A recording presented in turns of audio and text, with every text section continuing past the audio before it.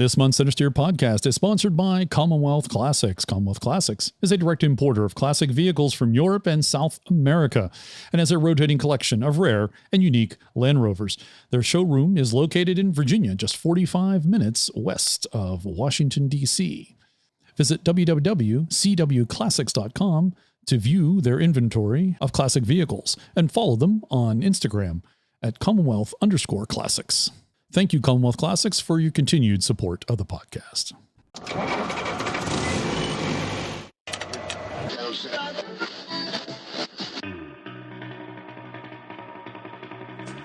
The Centresteer Podcast, a Land Rover podcast by Land Rover owners. Welcome to the Centresteer Podcast, podcast number 105 for December 2021. Centresteer is a podcast by, for, and about Land Rover owners. I'm your host, John Costage. Joining me over Zoom, Harold, Morgan, Dixon, and Jeff Aronson. Welcome, gentlemen, to the program. Good day. Thank you. Yeah, good to be back. All right, Dixon, we haven't talked to you in several months because you've been on the road during previous podcast recording times. You were picking up a chassis, I think, from Calgary. You've been trying to cross the border to retrieve your vehicle. Well, they actually opened the border for a short period of time and then promptly went and changed the rules again with the latest pandemic Omicron version. So if I cross into the States now, I have to get a PCR test in the United States, so I have to stay for a while since it takes a little bit of time to go across. But I have managed to go down there to New Jersey and see the Series 1. Unfortunately, I had to leave it behind because of the salt-covered roads through New Jersey, Pennsylvania, and New York State. You have an open trailer. It would be, or flat tow, and I don't have an enclosed trailer, which it really needs. Otherwise, the salt would be just absolutely everywhere in it. We don't really want to do that. No. You'd have to take it back apart and rinse everything off. Yes, I would. Yeah. Kind of negating the purpose of working on it in New Jersey at that point, because you'd have to work on it again. Yes. But I have finished the disassembly of a 62 109 station wagon, which I picked up as a sanity project during the pandemic and work from home. It's all apart. This is what we see in your background picture right now for our listeners at home. That is a picture of it as it was flying apart. Now we're getting into what's left of it. What's left of it, into the refurbishment. 12 mice colonies in it, I note. Pictures of the rust I actually sent to various people in Australia on Halloween as horror pictures, since they're not used to that type of thing. Yeah, they have no clue what rust is. They've only heard about it in legends. Yeah, they have big spiders. We have rust. So the update is you have a project vehicle you're working on. You picked up a chassis that was not a Land Rover from Calgary. What's the plan there? That is a donor shell for a 68 Austin Mini. Okay. And so I will move the Cooper S from one shell to the other since they're identical. And then your restored Rover that is in New Jersey is staying put until such time as it can be meteorologically clearing the roads of North America. It will be returning north as soon as I can get down there in the spring after a rainfall. In the meantime, I'm suitably occupied doing the OVLR newsletter. I can say that this year, 432 pages. Folks are not familiar with the OVLR newsletter. Where can they find that? Buried in ovlr.org, or just send me an email and I'll happily send you a copy. Just send it to dkenner@gmail.com. So OVLR is the Ottawa Valley Land Rover Club. It's one of probably the oldest. Is it the oldest Land Rover club in North America? It's certainly the oldest in Canada. Vis-a-vis the United, well, if you include its predecessor, Association of Land Rover Owners of Canada, that goes back to 74. The other oldest club is Rover Owners of Virginia that started in 74 also, but it went on a hiatus for a number of years and then was resurrected in the late 80s. So it's debatable. Yes, you can check out OVLR and check out the newsletter, which is really cool. It's well done. Thank you very much for that, Dixon. Be prepared if you have lousy internet service. It's going to be a long download. It's a big newsletter. It's a big PDF. About 11 meg on average. And our guest this month, as has become our tradition, is Jeff Aronson. He returns for his annual end-of-year visit. Jeff is the editor of Rovers Magazine. It's a publication of Rovers North, and it is available free over the internet to the rest of the world, and you can get it delivered to your mailbox free in North America. Welcome, Jeff. Thank you very much, John. And let me pitch to every Land Rover enthusiast that if you wish to have a monthly dose of Land Rover enthusiasm with Canadian and probably Australian humor behind it, let me recommend you go right to that ovlr.org website and download that most entertaining and most enjoyable newsletter. Thanks to Dixon, I receive a copy, and it is always a delight. So kudos, Dixon. You and your team of volunteers have just continued to do a remarkable job with stories. Thank you very much. They don't have to fill the back half of their newsletter with product ads either. No. They fill them with these sort of stories that we would see on Save the Children commercials here in the U.S.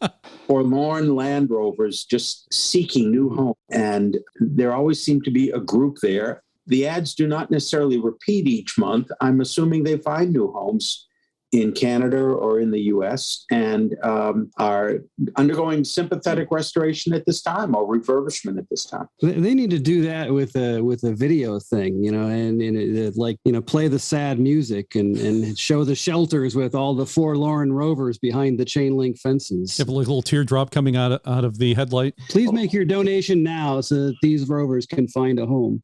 As an observation, I'd say if you read through the for sale section in the back of the newsletter, it is amazing how good and bad people can be when it comes to advertising a vehicle for sale. Some are just delightful to read because it seems like this rusted piece of old vehicle is the latest Defender, and it could be yours for some very interesting price. And some are just not. And some are not. If you're new to the podcast, welcome. We talk about Land Rovers, as you've just heard, new, old things that are capable and the people who own and drive them. If you're a returning listener, welcome back. Thank you for listening. An extra thanks to all of our Patreon supporters. We appreciate your support. And a thank you to John for increasing his monthly contribution this past month. Visit our website to see how you can support the podcast as a Patreon supporter. You can buy a shirt or a sticker or buy us a tee. Buy us a tee is like Patreon, but you get to choose the amount. And this is your monthly reminder that in 2023, it is Land Rover's 75th anniversary. We're inviting all Land Rover owners to the Pittsburgh Vintage Grand Prix in July of 2023, especially Series and Defender owners. You now have 18 months to get your Rover ready. And that is not only the 75th anniversary of Land Rover, it is the 10th anniversary of the Centresteer podcast. So it will be a double celebration. And now for the news. Jaguar won't launch any new cars until 2025. JLR won't introduce any new products until 2025, according to a report from French newspaper Le Monde. Jag intends to become a fully electric brand with an eye on competing with upmarket firms like Aston Martin or Bentley. This report follows similar news from early 2021 when JLR CEO Thierry Bolloré talked about plans to move upmarket. Quote, "We will reposition completely the Jaguar brand. The SUV will be Land Rover. Jaguar will be different from the SUVs, very distinct," unquote. The company will invest £2.5 billion into electric vehicle development for a platform that will be exclusive to the Jaguar brand.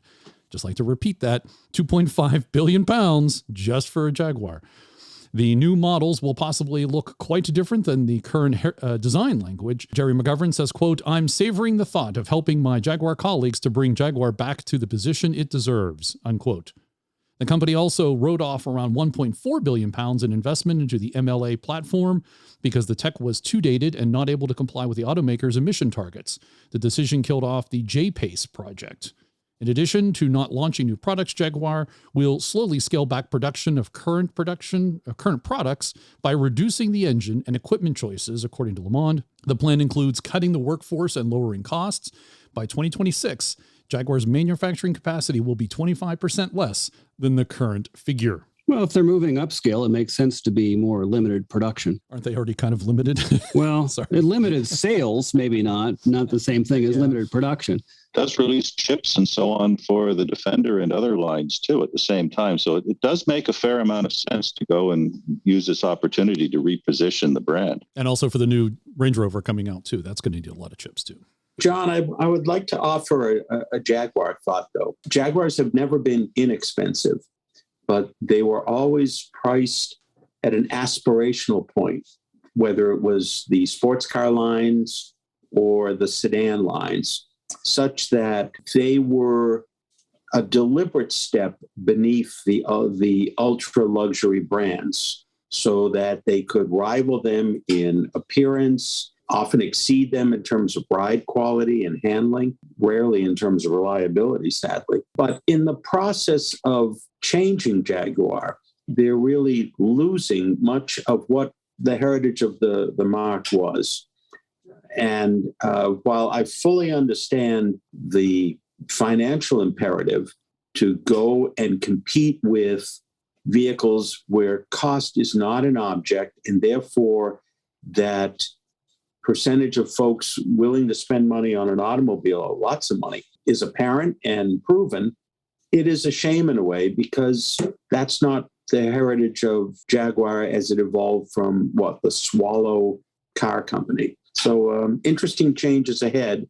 One of the downsides is you may have seen that recently their chief engineer for Jaguar Land Rover, Nick Rogers, departed. And some of that may well have been the fact that the project that Nick worked on for Jaguar, which was to become the successor to the XJ series, was axed as part of the reimagined JLR thrust and corporate thrust under its new... I think that was the XF platform. Thank you. Yeah. And a shame.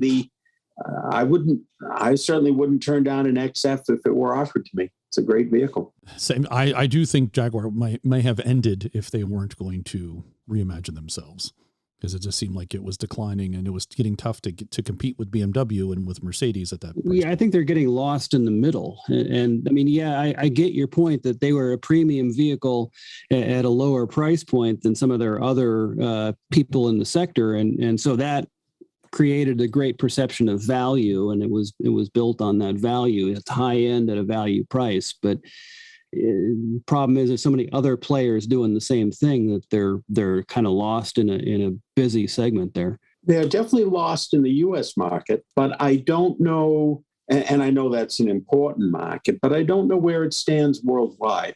I just have not been able to do the research to say what it means for its worldwide production and sales. I certainly know what it meant for the U.S. market. Agreed. Sales were down significantly for the Jaguar brand across the world, as we've seen over the last year or so. Had taken a big hit. The one thing they could do, since they're going to be all electric, is if they throw down the gauntlet with their first line of all electrics and take the honors of the fastest production electric vehicle, get back to that heritage in the company. I think that will help them. Moving on, Jaguar infotainment problems debated in class action lawsuit. This is in the U.S., and this really should be JLR, not just restricted to Jaguar. But the infotainment problems caused a class action lawsuit that has now been partly dismissed as JLR owners continue to claim the infotainment systems are dangerously defective. And this applied to 2018 to 2020 models. Looks like all Land Rovers and all Jaguars, pretty much. The JLR class action lawsuit alleges the infotainment systems won't respond to user commands, won't start, and they have blank display screens. Alleged audio and video errors cause distracted drivers. Occupant safety is at risk when the backup cameras, heating and cooling systems, and handling hands-free calling systems fail or freeze. JLR also allegedly has not found a solution to the problems and either replaced the defective vehicle parts with equally defective parts or advises vehicle owners to wait for a forthcoming software update to fix the problem. The judge ruled JLR, infotainment problems are an alleged safety risk, which allowed breach of implied warranty of mechanicability claims to continue. So if you're in the U.S. and affected by one of those models, apparently there's the class action lawsuits going ahead. There's a real easy solution to that frustrating infotainment system. and that is replace the whole works with a legacy Defender with a diesel engine that's so freaking loud you can't hear anything anyway, so you won't care whether it works. Right. So in the process, you might have to use the rear view mirror. You might even have to look through the side mirrors, and you might simply have your phone not have to talk to your vehicle, but through buds or simply talk directly to your phone. Or make your call when you get there and don't worry about it while you're driving. Don't make a phone call while you're driving. I mean, there's a side of this that's almost so first world, so ludicrous, that while I get your upset, I'm reminded of the now banished comedian Louis C.K.'s wonderful riff on what happens to, in his case, millennials who discover that their airplane Wi-Fi is not as robust as they're used to, and they have trouble connecting sitting in a chair at 35,000 feet while flying across the world. The thing that tends to amaze me is, and it's just not with automobile companies, but camera companies and so on too, is that they seem to think that they can jump into the electronic world and go against, Google and Apple with their CarPlay systems and so on, and try and own the entire pie when maybe, and some have done it, just subcontract this out to someone else that can do it right, because these are not electronic companies and they're just asking for it. To kind of pull this together and look at from the other side, you have a couple things going on. One, to your what you're talking about, Dixon, is the car companies want all the money because they've been doing this for a long time, for 100 years, and they make all the money on those things, and they want to do upgrades, and they want to have the special features, and they want to have differentiators. In the past, you couldn't buy a third-party heating and air and cooling system. Yes, you could buy an extra radio, but basically they owned that market. They controlled all that. That's the one thing. That's just a kind of a legacy. That's correct. Way of managing and building a vehicle.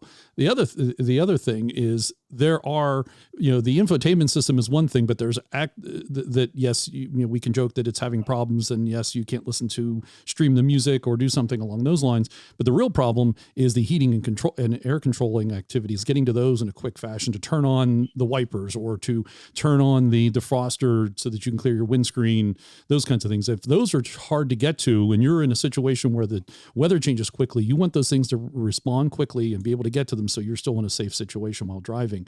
That's the real issue. Perhaps you shouldn't control those with a touch screen. Perhaps you should use a good old-fashioned on-off switch that worked for 100 years.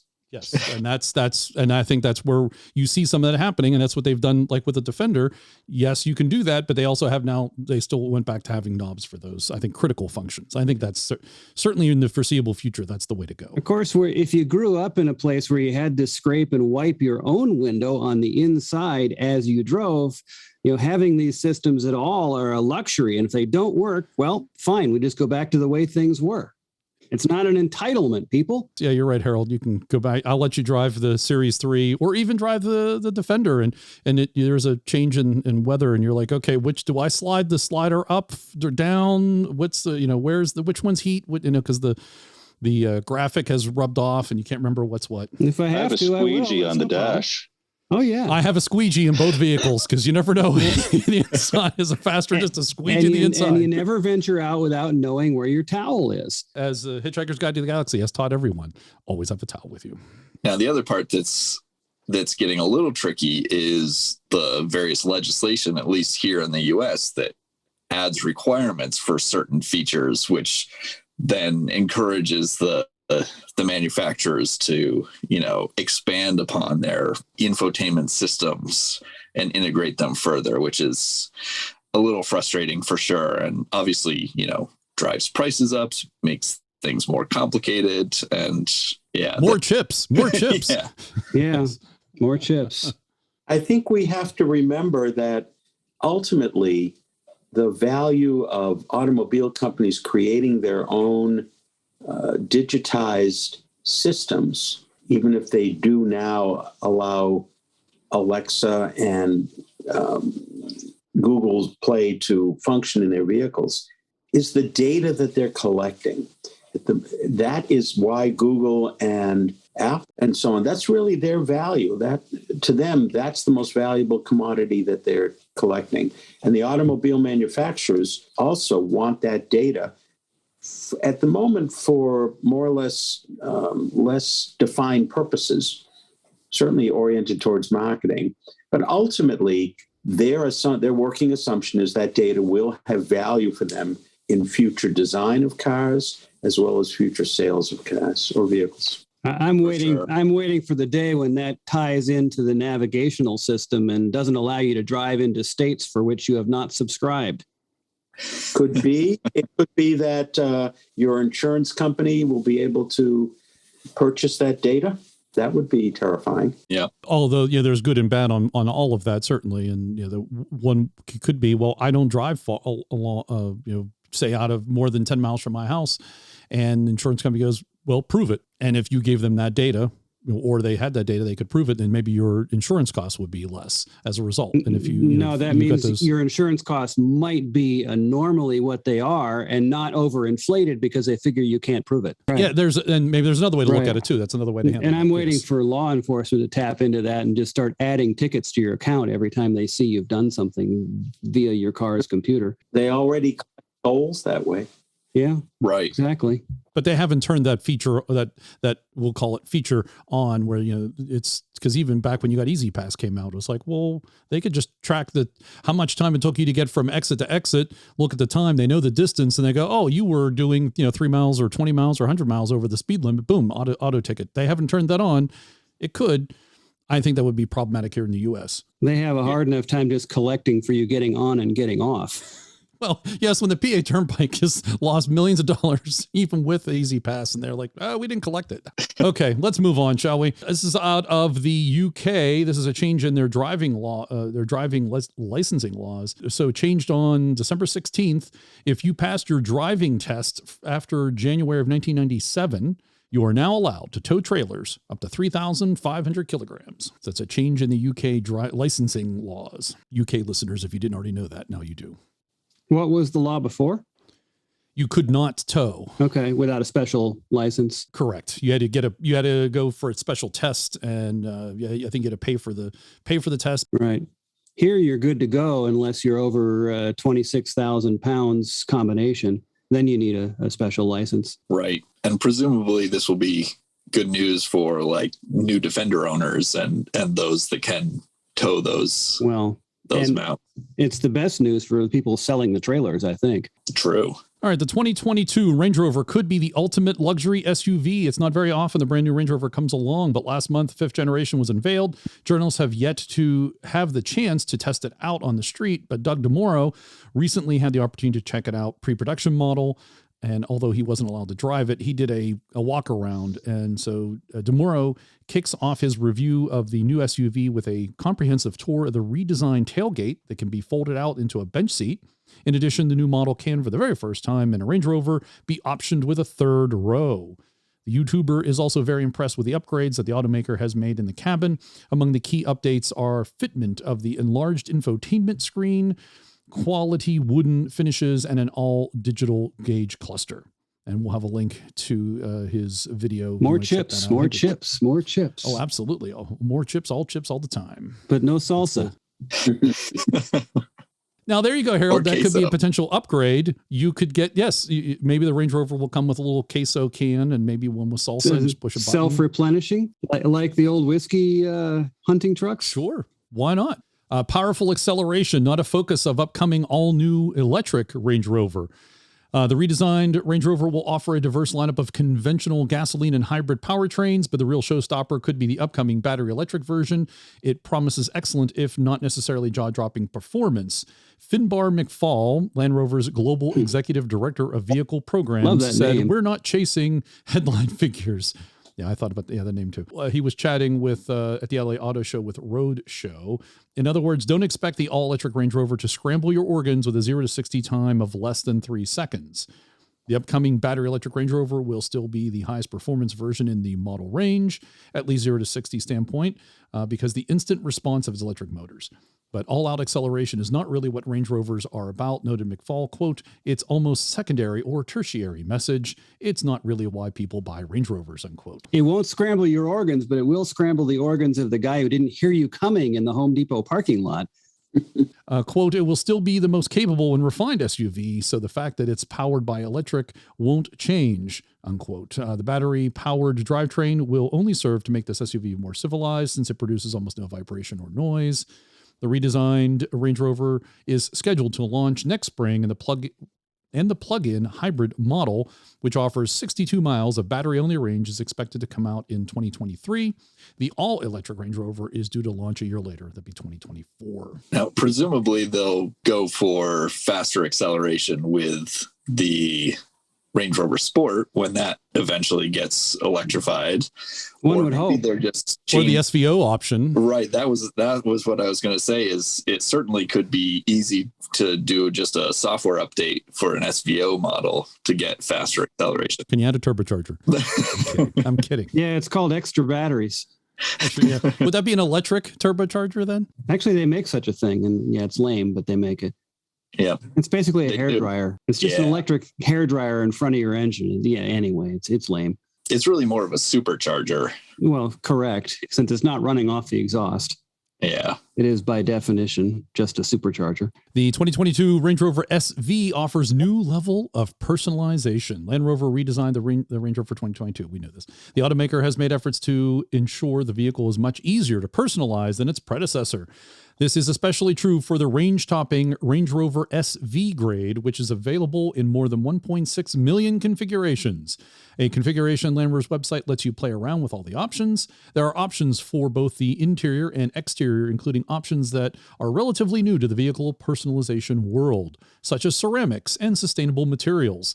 The ceramics in particular require a lot of work. They can be used in areas like the gear shifter and driving mode and volume controllers, and are created using injection molding, then cured in an oven, and finally polished for an even surface. Ceramics with embossed patterns can also be selected as an alternative to normal wood or metal accents. So if there's 1.6 million possible combinations, it pretty much guarantees that no two will ever be alike, even if everybody who buys one buys 10. I find it interesting that with the 1.6 million configurations, because I remember in university with business cases where we looked at why the U.S. auto industry was failing against the Japanese, into the 70s and so on. And it was the Japanese only offered, I'll make up a number, 5 different models or options with a model, while the Americans manufacturers had, 1,000 or so. And it was the simplification of American cars that allowed them to start to compete against the Japanese, as well as quality and a whole bunch of other things. That was here actually, you are with. That was one of the first moves that John Z. DeLorean made when he took over Chevrolet, was to thin out the parts book from a foot thick to 2 inches. And another option that could popular is a match to sample paint option. Land Rover is able to replicate any exterior color based on a sample provided by the customer.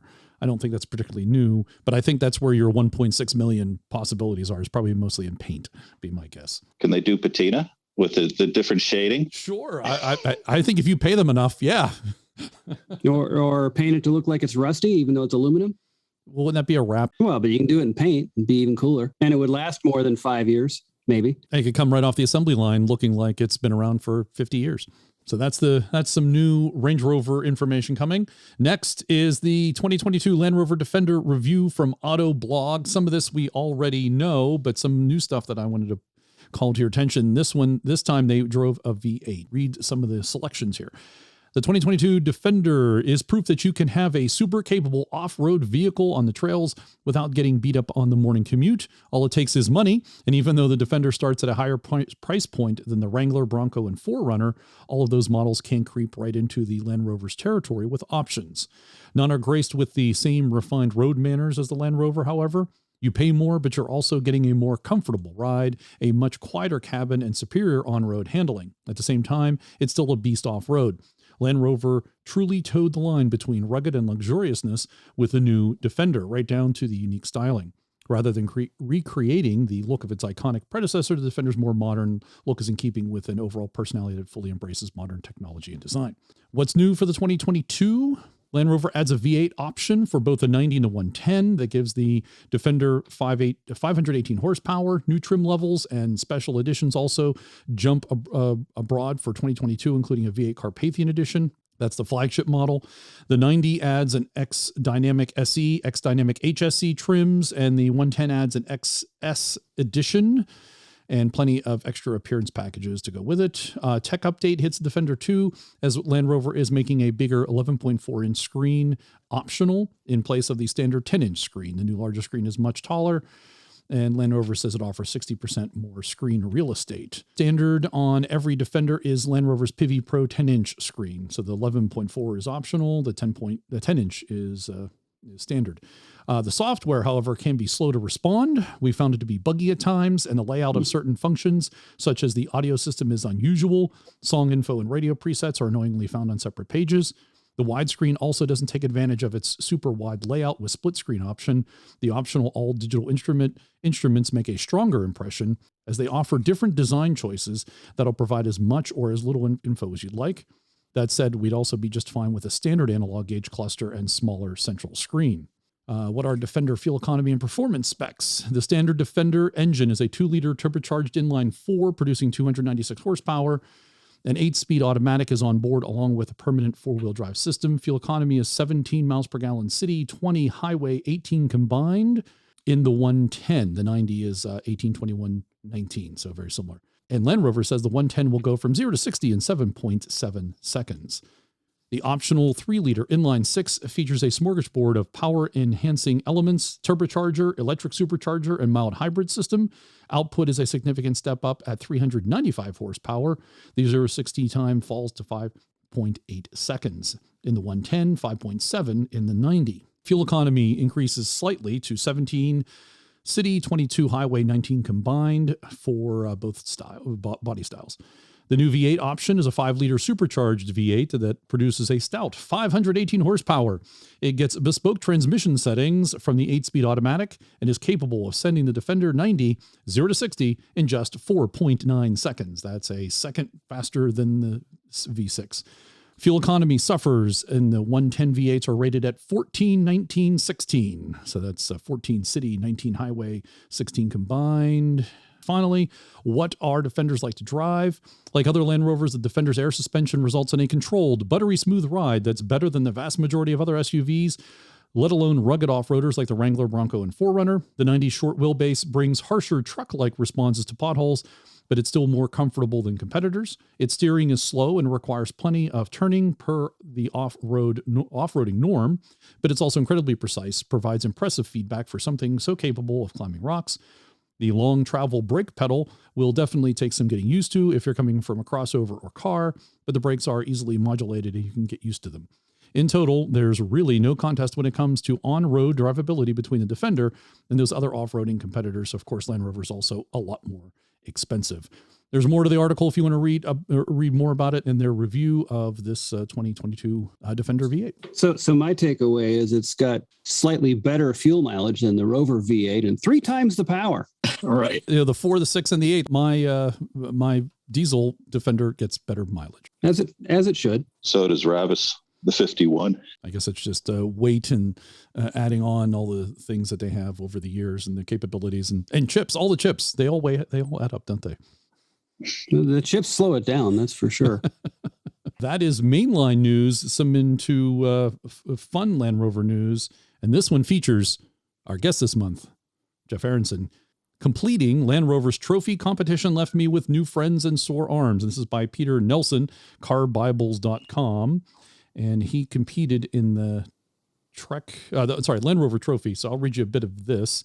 The Land Rover Trophy was an adventurous opportunity for the 220 folks who bought the limited production 2022 Land Rover Defender Trophy Edition. It came in the form of a day-long competition at the Biltmore Estate in Asheville, North Carolina, where owners would bring along teammates and undergo a series of skills and physical challenges, along with some GPS navigation, off-road driving thrown in for good measure. A total of 81 teams competed, with competition days stacked one after the other during the week. I was in Nashville. On the day I was there were no more than 15 other teams competing. I was among the small gaggle of journalists invited to not just report on the significant abridged 2021 version of the trophy, but also to take part and have fun. I was teamed up with Jeff Aronson, editor of Rovers Magazine, a high-quality free publication put out by roversnorth.com. Jeff also is a fellow Disco One owner. We actually named our team Team Gems after the ultra-basic engine management system shared by our old-fashioned Sully Hall steeds. Some activities were physically tough, others were mentally tough, and all of them required a heavy helping of teamwork. Many of the other activities tested our competency of, or gave you a strong taste of, very common off-road situations, or truck stuff in general, like hooking up and towing a trailer. Some even required two teams to team up with each other, though I didn't get to personally experience that firsthand. The time constraint was between 9 a.m. and 3 p.m., and those who finished late would suffer a penalty on points. Obviously, I have a link to the article. You can read the rest of it about all the activities and the challenges they went through and how they did and how they finished. I will end with his last paragraph here. What's more, the overall non-press winning team on the competition has the chance to use their skills internationally. Of the 90 teams that competed during the week I was there, just one will take part in what Land Rover's calling an extreme adventure competition at Estmore Castle in the United Kingdom, which the brand affectionately refers to as the spiritual home of Land Rover's testing and development. This event is tentatively scheduled for early 2022. So how was it, Jeff? It was a great time for me, but perhaps far more importantly, it was a great time for the 200 folks around the U.S. who bought a Defender 110 with that Land Rover trophy wrap, reminiscent of the sand glow color. What's under the wrap, Jeff? A standard 110. What color? Is it painted? Is it primer? No, black. Okay. Black. Because one of the people I interviewed who attended admitted that he didn't really like the wrap. It was the first 110 that could come into the dealership. And he was on a wait list, and he said, "No, I'll take this one." And after the event, he removed the wrap. He told me.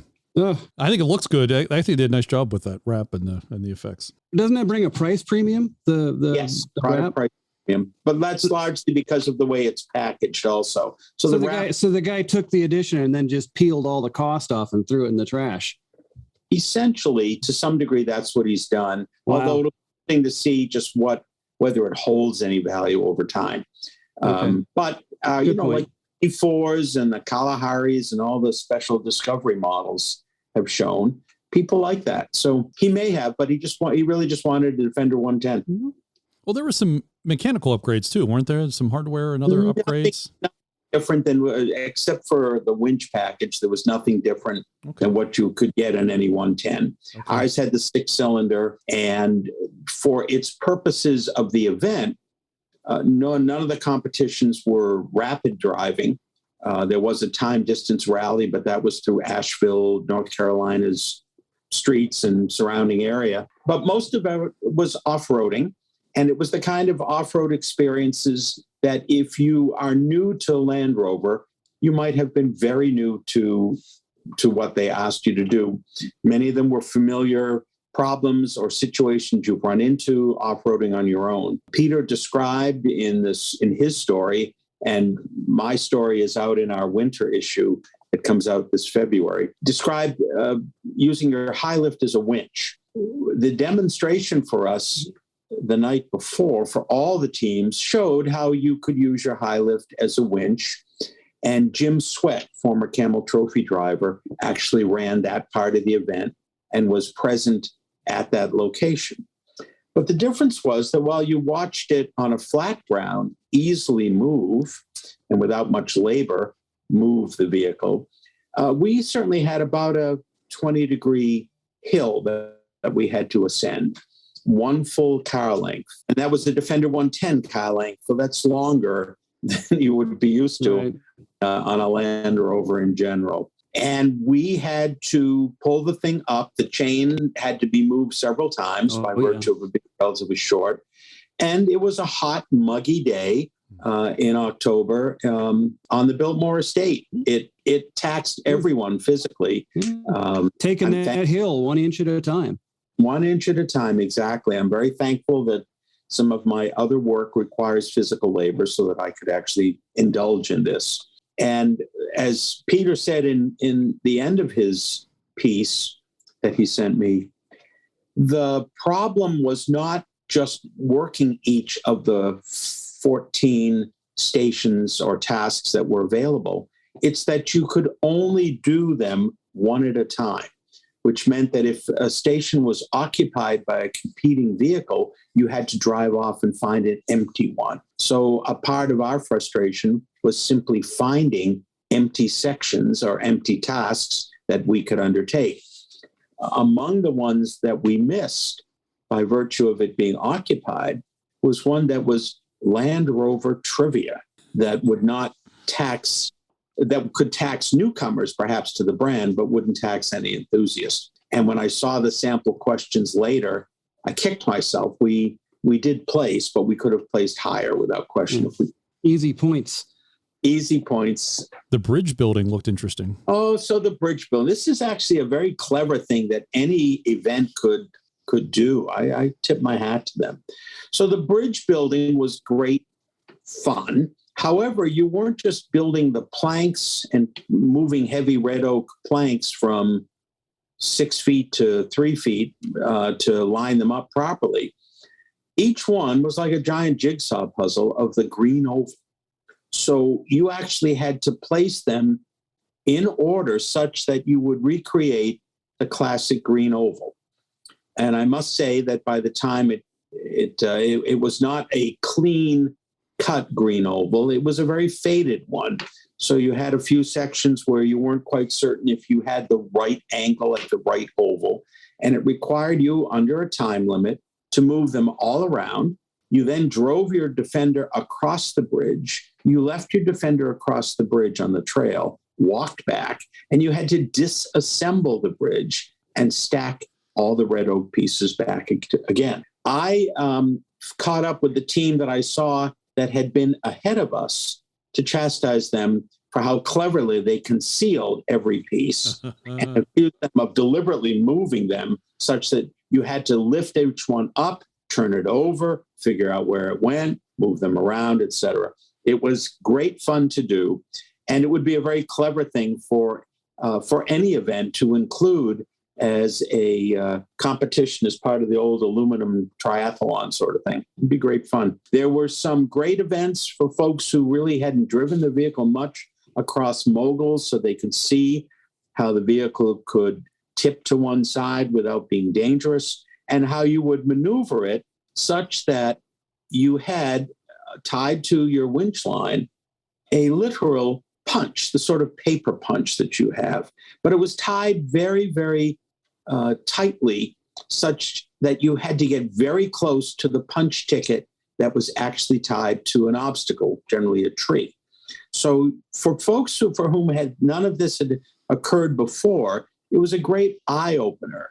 And the vast majority of the folks on our wave, on our group, this was their first Land Rover that they had taken off-road. So for them, this was quite an adventuresome thing to do. So they're very afraid at this point of hitting stuff and getting too close and doing damage. Yep. Yeah. Now, every Land Rover there, every Defender there, had actually been set aside out of the original 220. So there were 20 of them at Asheville that, when all this was done, may go back to the dealerships. But only 200 were actually sold initially. So everyone who bought one received an invitation from Land Rover. And I think Peter's underestimating it. I was told it was over 100 people had said yes to that date and time that they would accept and go out to Asheville for the competition. That's quite a great group, considering that you really had no flex on that week. It had to be that week or nothing. Oh, wow. Okay, so it was a preset time. It was a preset time, and you had to do it during that time period. We also had to make a flag, a team flag. And what I learned when I arrived there was that those people who had purchased their Defender Trophy model, had received the flag and instructions and recommendations well ahead of time. I received ours the day I arrived, which was the day before the actual competition. And I was handed this very large flag that I actually still have here at home, and a lot of Sharpies. And I was encouraged to create a flag. Now, Peter Nelson, whom I had never met before, but was absolutely delightful as a partner, had not yet arrived. So I was loath to start doing much with the flag. But I also realized that the flag was a large piece of canvas with some grommets. And that large piece of canvas would have to go on the floor of the hotel room that we were staying in. Underneath the flag and the permanent Sharpies, of course, was a carpet. And I questioned the wisdom of actually laying it down on the floor and drawing it on the floor as if we were in kindergarten. So I begged and pleaded, and we were given permission to do it on a plastic table during the introductory session. So while some of the flags looked positively brilliant in their composition, our flag really did look like the kind of thing that your mother might have put up when you brought it home from preschool and put on the refrigerator, and trying to guess exactly what it was. You created a flag, and it was handmade. I think it's kind of Land Rover-esque. You customized it. I would love to think of it as Land Rover-esque. The word grotesque comes to mind. So the price of the trophy edition got you a wrapped Land Rover 110 and an invitation to the trophy competition. That's right. And I must say, I had the good fortune to interview the winners, not of just of our day, but of the overall event. And to my delight, they were two folks from Charlotte, North Carolina.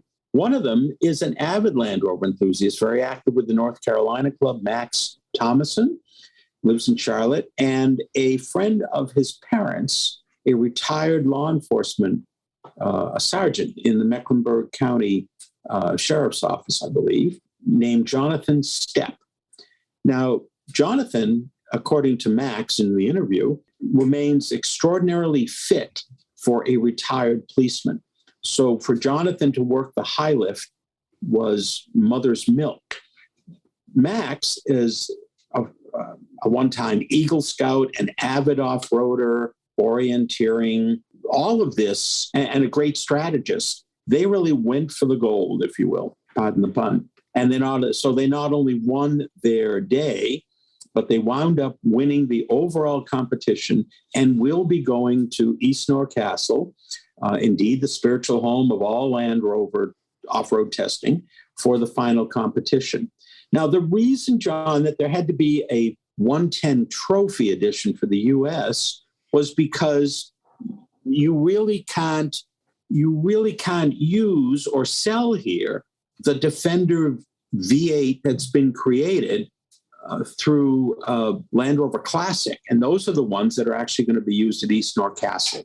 In order to have a U.S. competition, they had to create a special model for the U.S. market. That's why it's a wrap instead of a full paint job. That's my guess anyway. Otherwise, it's a conventional 110 that you could outfit as you wish on your own.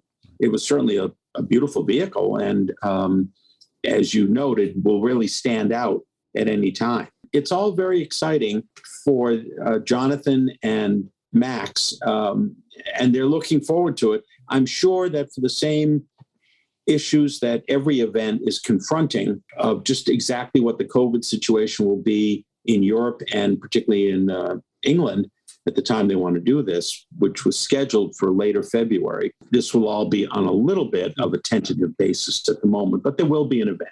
And what is the name of their team?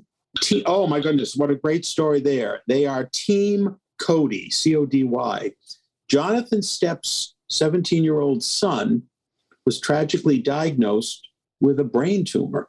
And so in his honor and honoring his unknown recovery at that time, they named the team for him, and their flag represented that, and they told a quick moving story that I've seen the text of.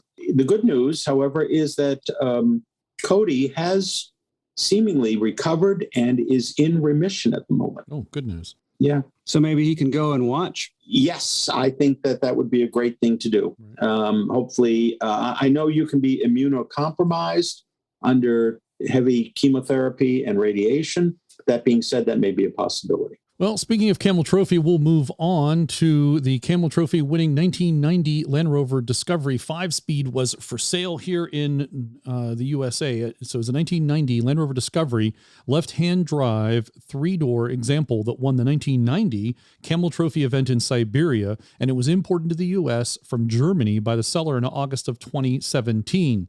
The truck is finished in sand glow over gray cloth upholstery, and power comes from a 2.5-liter 200 TDI turbo diesel inline-4, sending drive to all 4 vehicles through a 5-speed manual transmission and a dual range transfer case.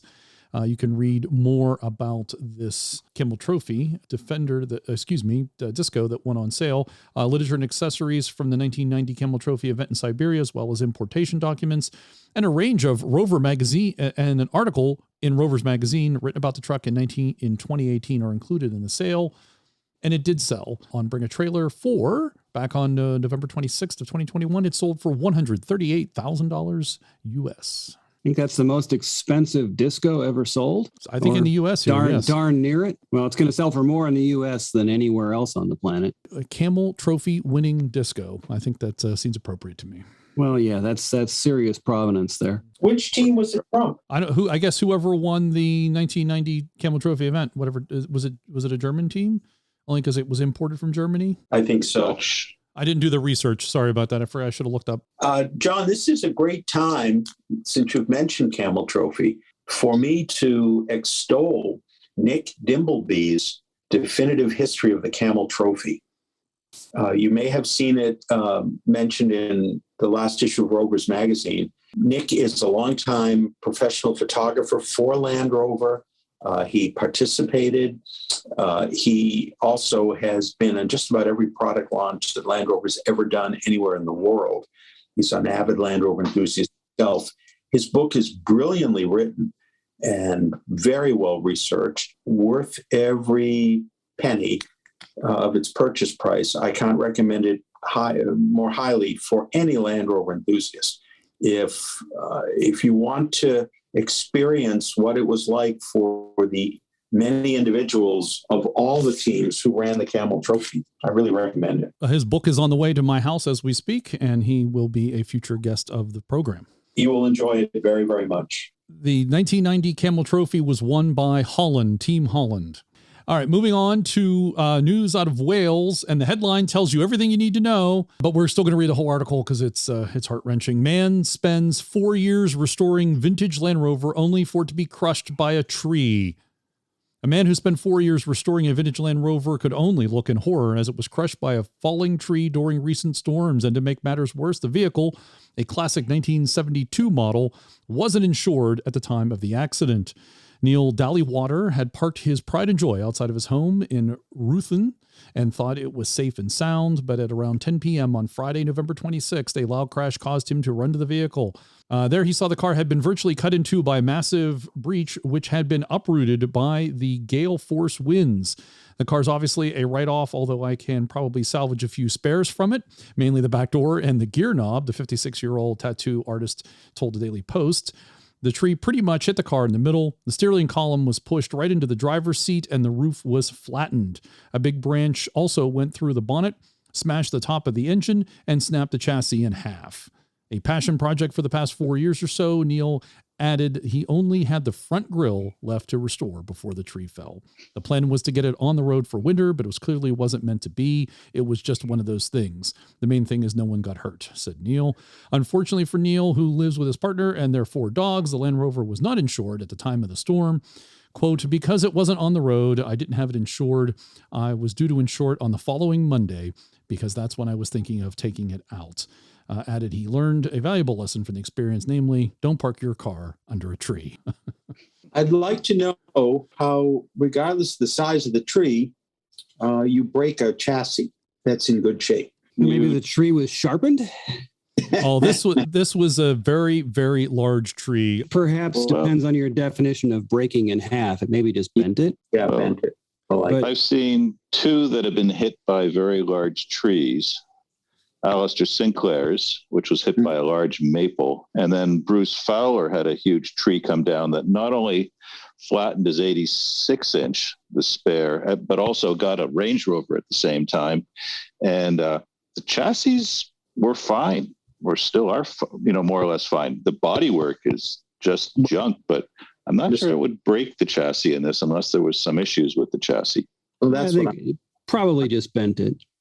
But I think this brings up this is a valid argument for project insurance in progress or construction or whatever your insurance company wants to call it. But you can get a policy to insure your project until it's complete and you're able to register it and drive it. Yeah, definitely important. It's also a good argument against wondering out loud, now that you spent 4 years building this, what you're going to do next, because the Rover gods will answer that question quickly.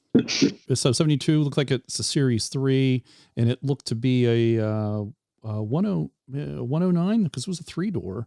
Well, it looked like it was nice. It did. It looked like it did a nice job. So sorry to hear that, Neil. And finally, this is an event that took place this weekend as we were recording. This is the first winter Land Rover Velebit raid that take place this past weekend, and this is from Croatia.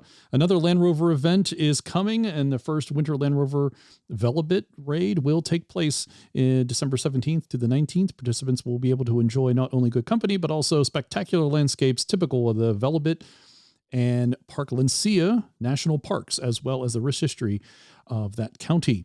Participants will see 2 national parks, Northern Velebit and Pakanicia, springs and mills on the River Gaka. We'll visit 2 museums, visit the JNA bunkers, see the locations where the film Wanatu was shot, ride on a masterpiece of architectural heritage, Master Road from 1832, enjoy the homemade food of authentic Lika in the 100-year-old inn and authentic stone houses with open fireplaces. They will drive 300 kilometers of wild and untouched nature, and there will be some night driving as well. The weather forecast will be followed, and if there's snow to be expected, then driving will go around the mountains. So that is out of Croatia. It's the Land Rover BALKAN team. It looks like that's a club in the Croatia area. They have a Facebook page if you want to check that out. And if you're in that area, I suspect they're going to have this as a reoccurring event in Croatia. Looks really cool. Sounds like fun. And of course, it's my Balkan ancestors, so have to give them props. Well, go see the homeland. Drive some Land Rovers. And that's the news for December 2021.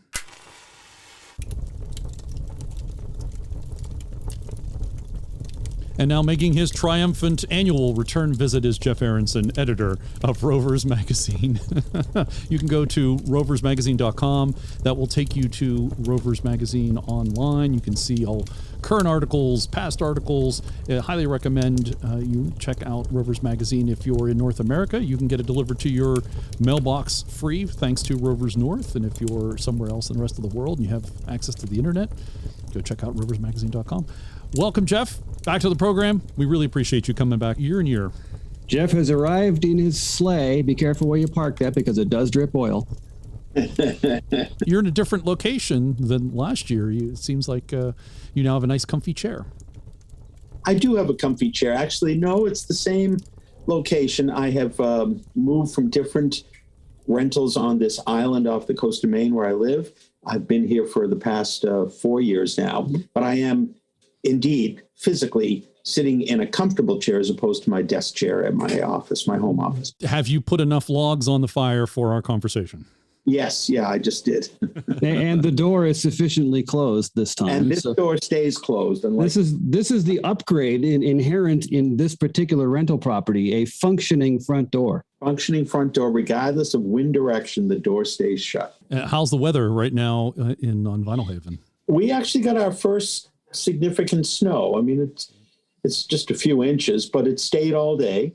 And it was the first bit of snow driving for the year. I had to brush off all the vehicles and see which ones had working windshield wipers.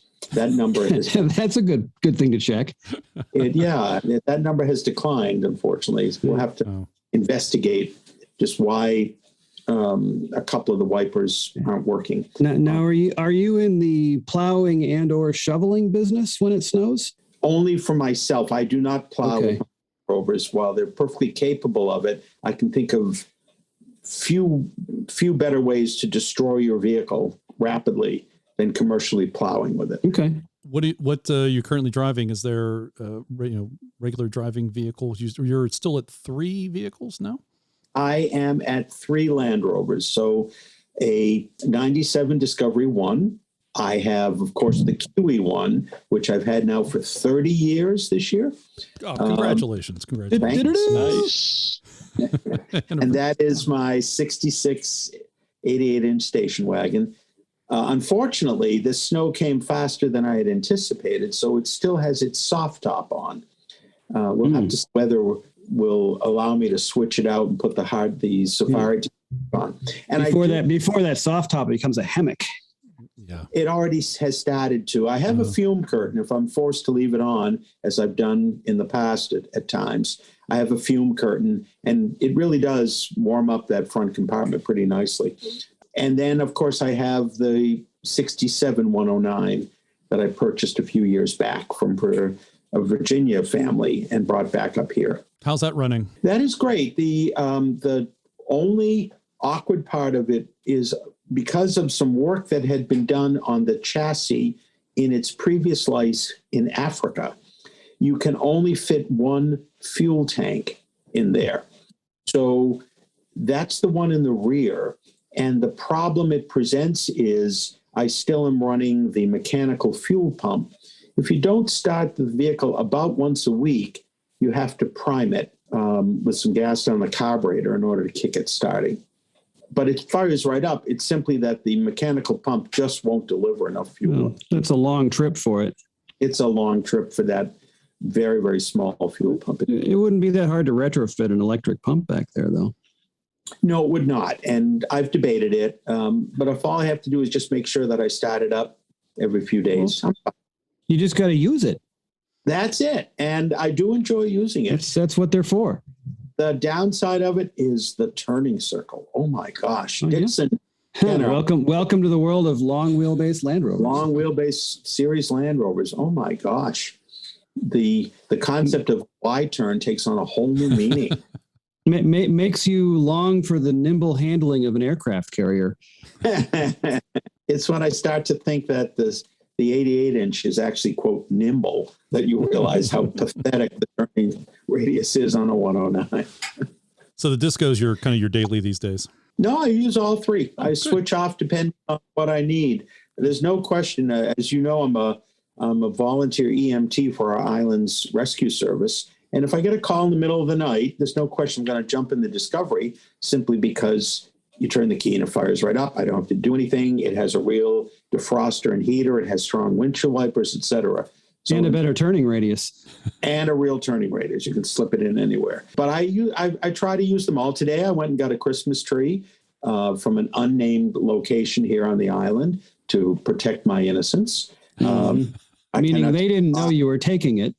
I cannot tell a lie. I did cut down the tree. However, I won't say where. For that, I will plead the 5th. But I took the 88 because you can put that tailgate down and toss the tree in. I don't have a tall ceiling here, so found the perfect tree. And it is now sitting outside, waiting to be mounted with and adorned with what I'm happy to say are my Land Rover logo ornaments. Ooh.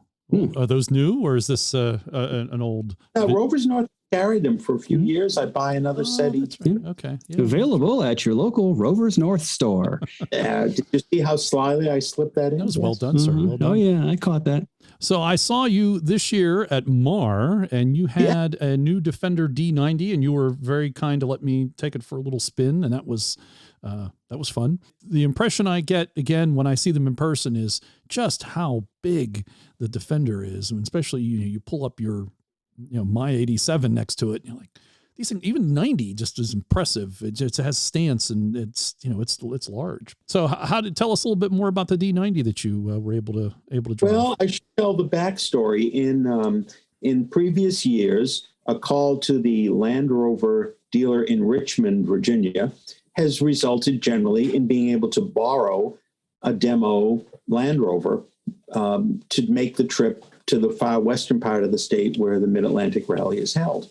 When I called the dealer this year, the general manager apologetically said, I don't have any vehicles. Every vehicle is accounted for, and I need every loaner or demo to either cover service or warranty work or as a potential used car sale. So I can't help you this year. So I contacted Land Rover North America, and blissfully, there was one available in the press fleet if I would drive to New Jersey to go get it, because they couldn't get it up to New England.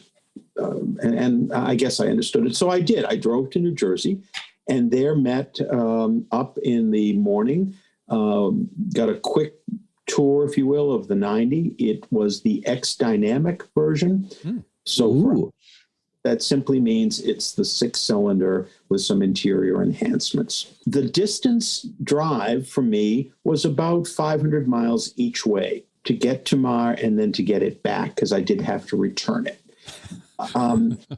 I have one story that I've put in my article as a test review that I will share with your listeners right now. If you've driven the interstates in Virginia, you know that the north-south one, I believe, which is 81, comes out of Pennsylvania, John. Is that correct? I think That's correct. On the eastern side of Pennsylvania. Yeah. So that one actually reduces in the most mountainous parts of the state to 2 lanes on each direction with a breakdown lane. A lot of truck traffic uses it, and I found myself stuck behind some trucks in the right lane with a long group of vehicles in the left lane passing everybody. So I was just waiting patiently for my turn to get out. Suddenly, on to my right is a semi with its blinkers on that suddenly pulls out ahead of me.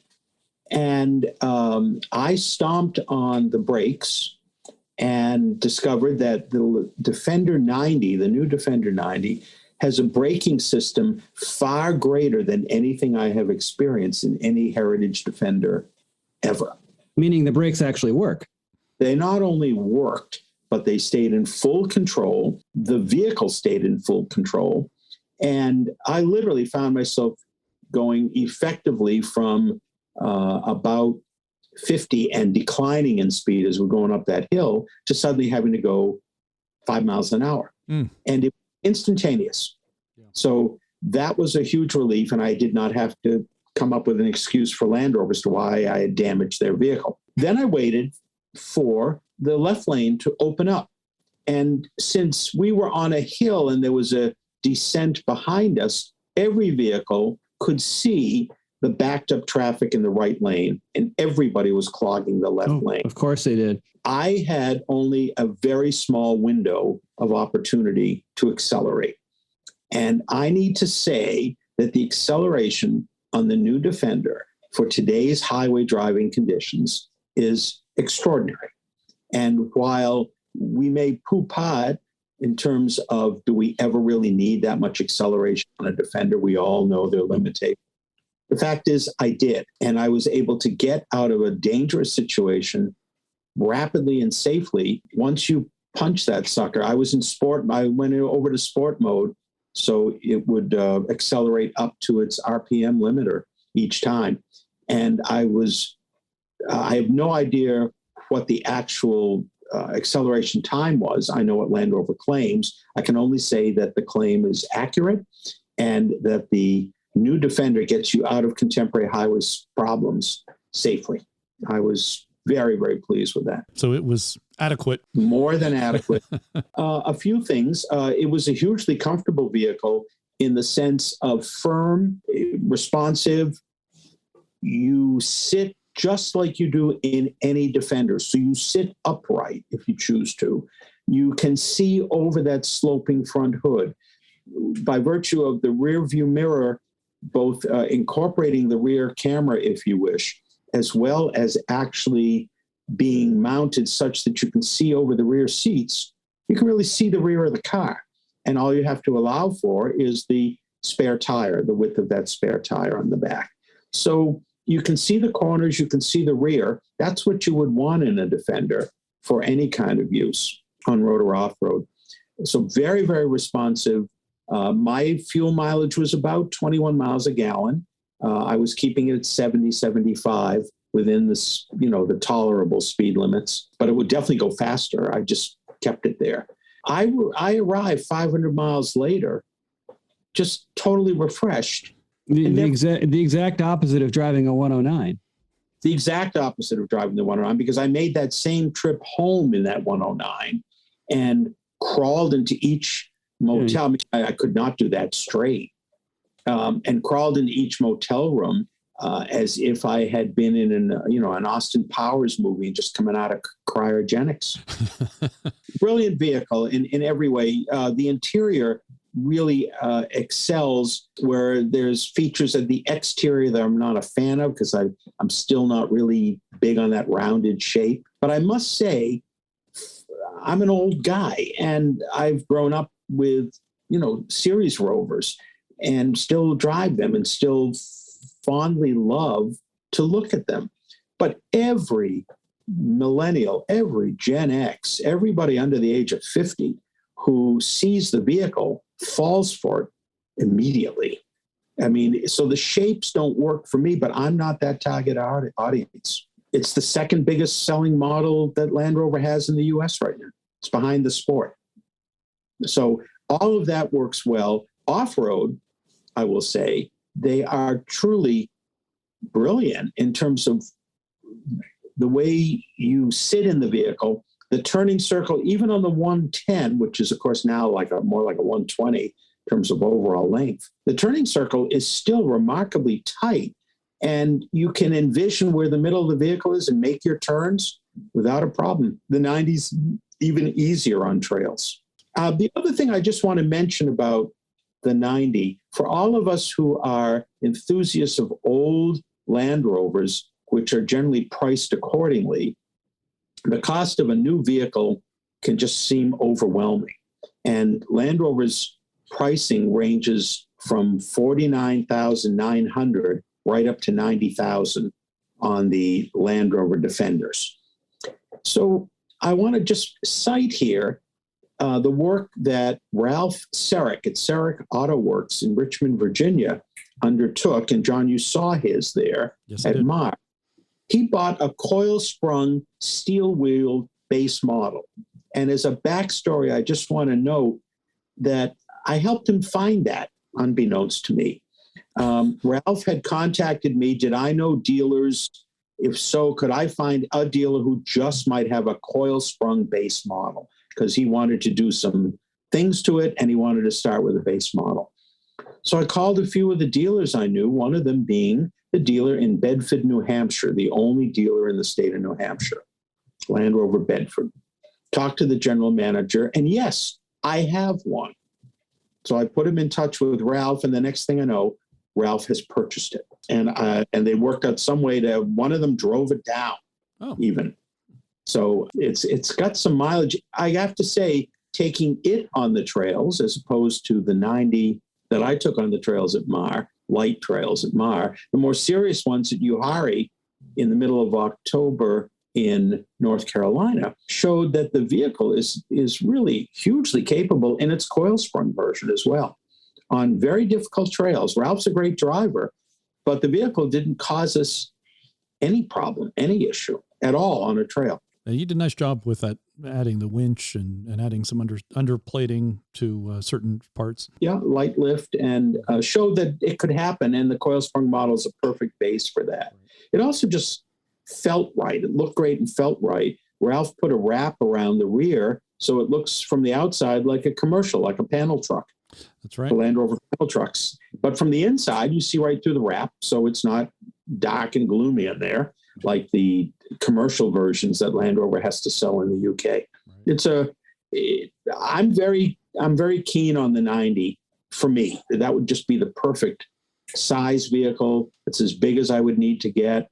I have some quibbles that I put in my review, but they're just quibbles. So I just think they've got a real winner here, and certainly hope that whatever teething issues might arise and are arising on that infotainment gets settled out. I had no problems with mine or no issues. I need to cite one other factor. part of the skepticism of the new Defender is it is not utilitarian enough.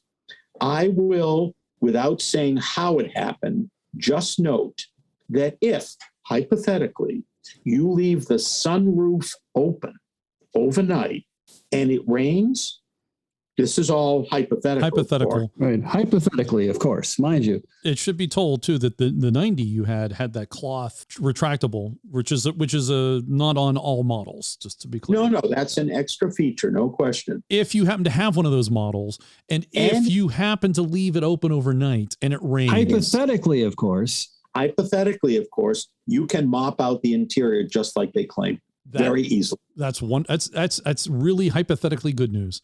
Yeah, just hypothetically, you just open the door and let the torrent just roll out. Literally, you take that roll of paper towels that you stole from the hotel and you start mopping it out. Yeah, allegedly stole. Allegedly. Right. They can't prove it.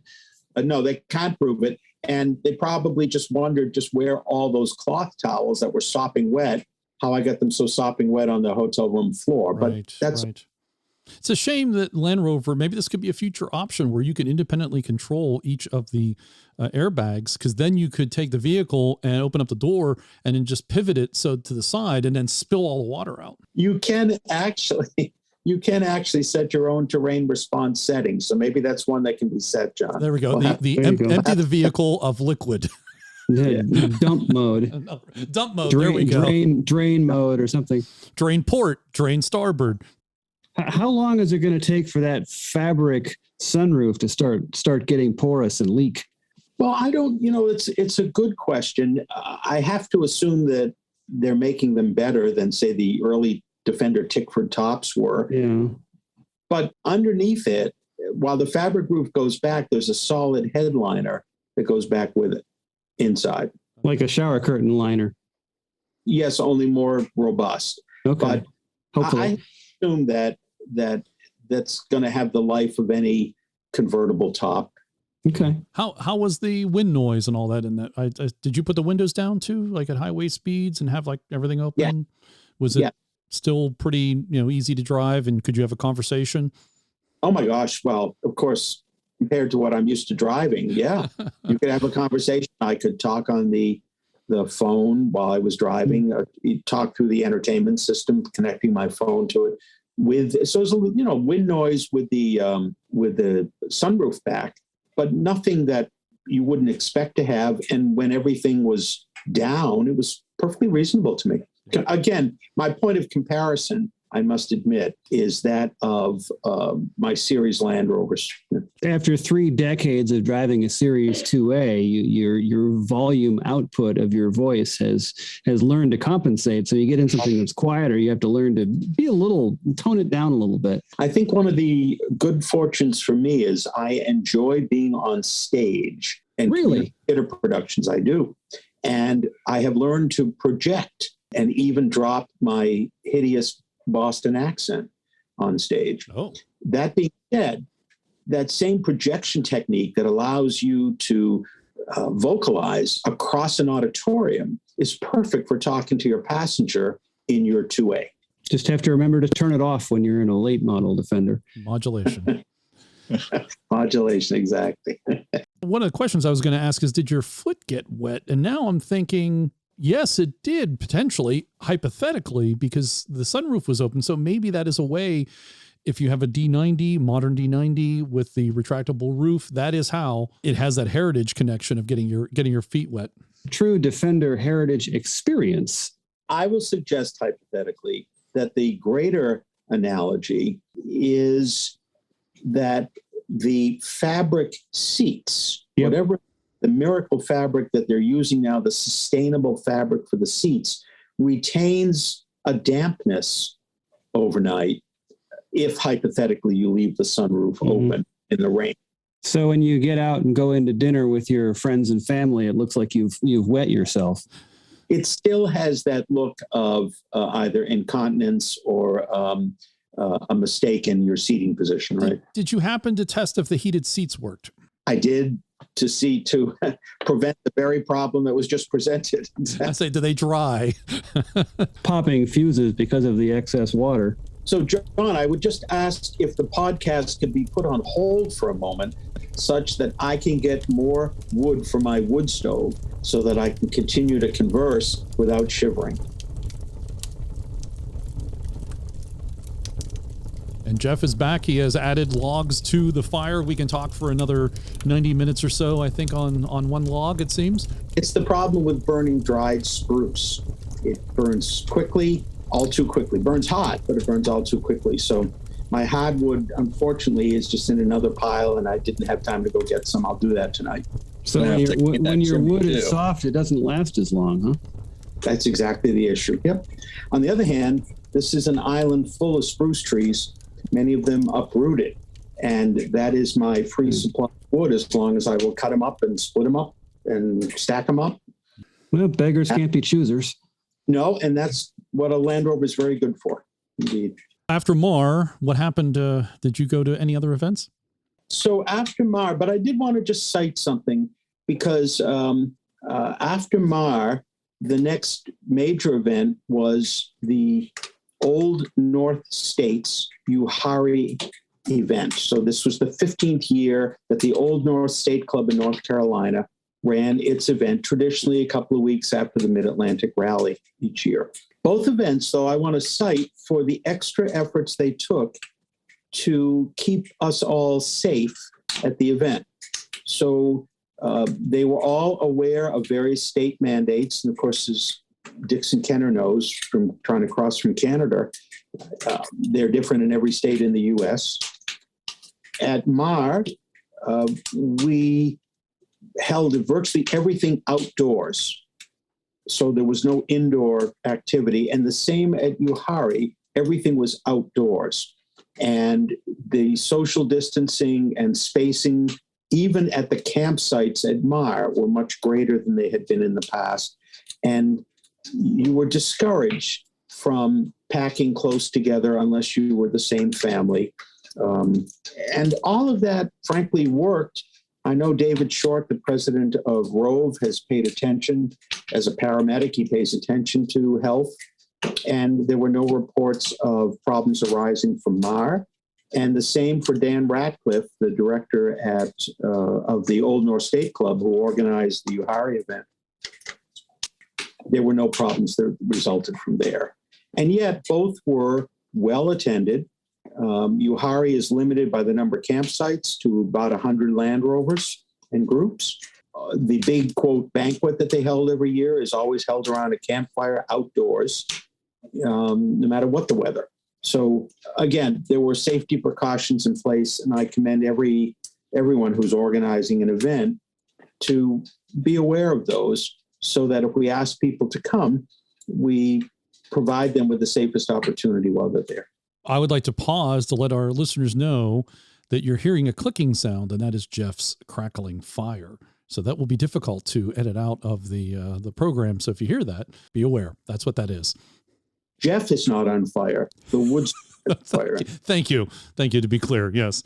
Yes. So that's a crackling sound, which may not come across well on the recording, but that is in fact There's nothing I get that. Okay, my apologies. Another wonderful feature at both events were the trails that were created. There were great trails rides created. Rovers Magazine and Rovers North put me to work to create a trials course at Mar, which turned out to be highly entertaining. People had a great time. We had more people participating than we have in the past, which was wonderful to see. There were new defenders on that course too. And new defenders on that. That's right. They did very well. They did indeed. But a great fun and a great opportunity for folks who don't get to drive off-road much to do challenging tasks and learn their vehicle, but in a very safe setting for their vehicle as well. Challenging, but safe, and that's important. Because you're just going to hit a plastic pole, if anything. Exactly. Uhari was very well run, and I, again, commend the efforts on the part of that club for putting this together. This is the 15th consecutive year, and they've done a great job of it. It's always held at the same location. The awkward part at Uhari is it is in a national forest, which does have fine off-road trails. But in order to keep some of the yahoos from diving off the trail and down into ditches and woods, you have this oddity of seeing a guardrail in the middle of a national forest on a trail. Wow. And that's largely to stop you from using that descent off to your right or left as a bonsai moment in your life. Judging from some of what we witnessed from some of the side-by-sides and four-wheelers that are there, those guardrails are up for a purpose. So it's really more of those ATV side-by-side folks than it is the... Very much the case. They were all, incidentally, one of the fun, many of your listeners have probably done this. It's to watch someone who's never seen a Land Rover, no matter what model, off-road, do amazing things off-road. So these folks in side-by-sides that today run anywhere from $10,000 to $15,000 new are watching my $1,200 Discovery One go up and down trails that they cannot believe it's capable of doing. And they're just beside themselves. So those events were great. Next big event, at least in the U.S., in the Northeast, would be the Maine Winter Romp, which takes place in February. And I assume you're planning to go there and be... I have made my reservations at the hotel that we use. And yes, I'm planning on going. Excellent. How far is that for you to go? It's an hour and a half ferry ride and then another just under 2-hour drive to get to the location. So not bad at all. Winter Romp should be huge this year, assuming that the pandemic doesn't go crazy. 3 hotels are block booked now for it? Yeah. There's a lot of people. A lot of people going. This is the unofficial 25th year. Last year should have been the 25th year of the Romp. But because of the pandemic restrictions here in the state of Maine, Bruce discouraged people from doing anything but just running trails on their own.